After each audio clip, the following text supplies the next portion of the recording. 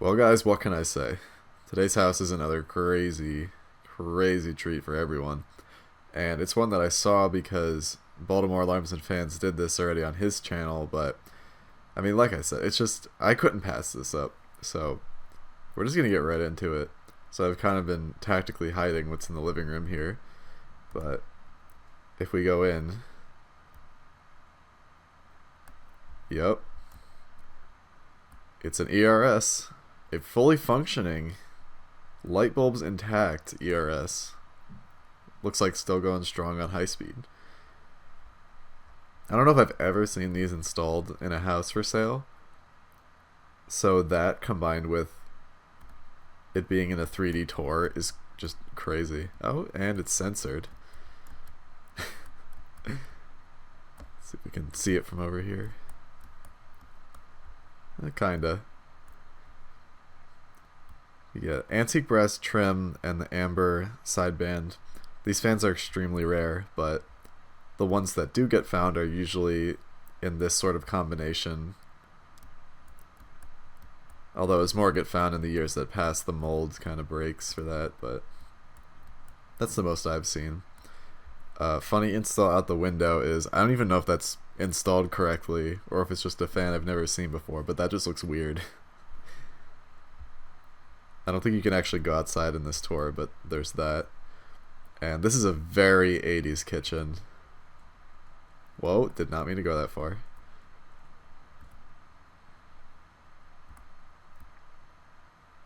I mean, yeah, it has the hood and everything.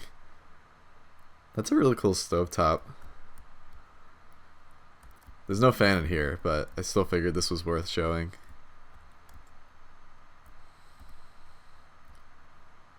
And the only sad thing is that in this room, I have no way of knowing if this replaced an ERS. But it's there. So it's the only modern fan in the house, not counting the one that's outside.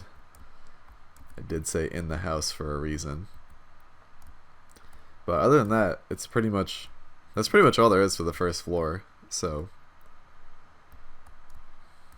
we're gonna head up these lovely carpeted stairs.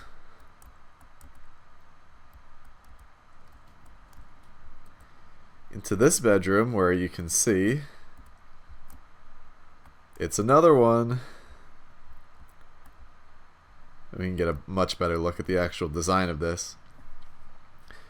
So the reason why these were so special is that they were a small company based out of Wooster, Ohio, and these were probably pretty expensive when new, and the design was just something totally different from what everyone else was making. I don't know if this was the first fan to have a lighted housing, but it was definitely a really early adapter. And you may notice there's no switch housing. Well, that's because this little thing right here is a metal rod that acts as a variable speed control for the fan. And there's no string here, but usually there is, and if you pull it, then that activates the light. So, yeah, not a whole lot were sold. They're pretty rare, but it's one of the cooler fans that's ever been made, so that's why collectors want them so bad. Some more than others.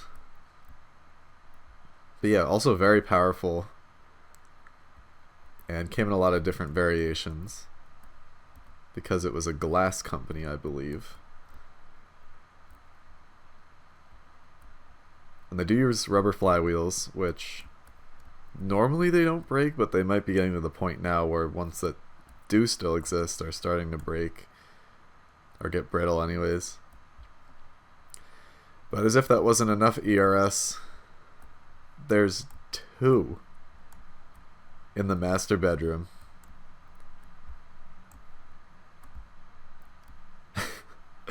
I mean, look at that.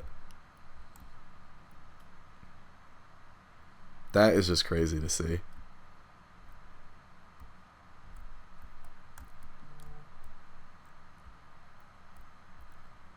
There's also this kind of trident design on the blade irons that nobody else really has done from what I can tell. These ones do have the pull chains for the lights.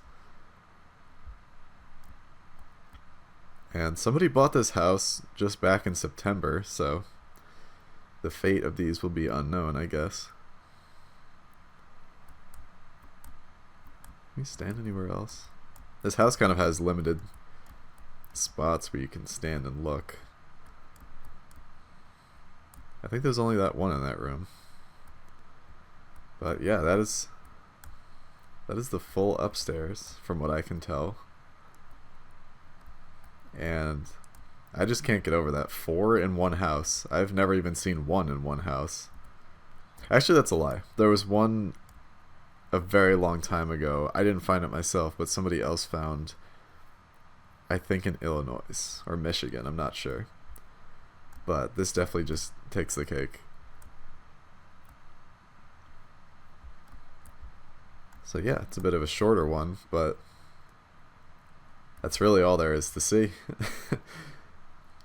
And what a lot to see there is. So I think that's going to do it for this one.